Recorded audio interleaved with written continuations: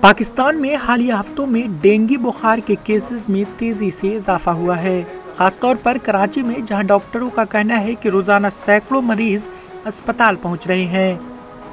Dengue عام طور پر جان لیوا نہیں ہے، لیکن سنگین صورتحال میں اسپتال میں داخل ہونے کی ضرورت پڑ سکتی ہے۔ اس میں اندرونی بلیڈنگ، لیور انفیکشن یا بلڈ سرکولیشن رک سکتا ہے، جو مریض کی موت کا سبب بنتا ہے۔ صوبہ سندھ کے محکمہ صحت کے مطابق کراچی میں نومبر کے پہلے 2 ہفتوں میں 627 کیسز سامنے آئے ہیں۔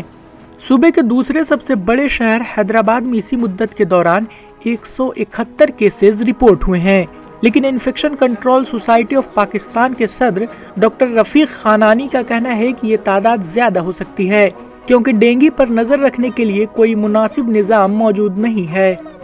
دیکھیں، ڈینگی کی ایک تو ایپیڈیمک کو پاکستان میں ٹریکنگ کا پراپر سسٹم نہیں ہے۔ جس طرح سے کہ ہم لوگ کووڈ کی ٹریکنگ کر رہے ہیں نا، اس طرح سے ڈینگی کی ٹریکنگ نہیں ہو رہی۔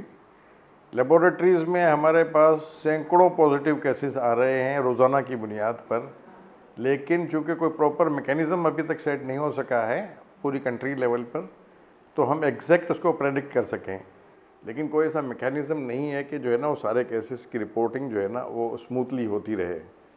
تو اس لیے جو ہے وہ میکینزم میں سمجھتا ہوں کہ کراچی میں اس وقت بھی جو ہے نا 10-12 ہزار 15 ہزار سے زیادہ کیسز ہوں گے، لیکن ظاہری بات ہے کہ ہمارے پاس جب تک کہ کوئی بھی ڈیٹا پراپر سائنٹیفک وے میں جمع نہیں کیا جا سکتا، ہم کہہ نہیں سکتے ہیں۔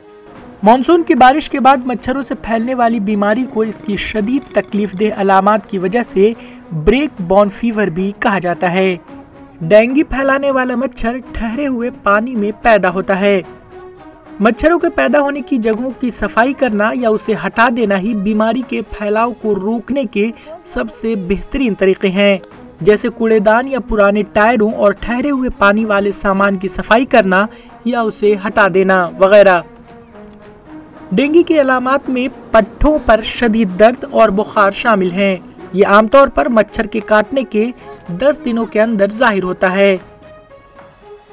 Bureau report, ETV Bharat.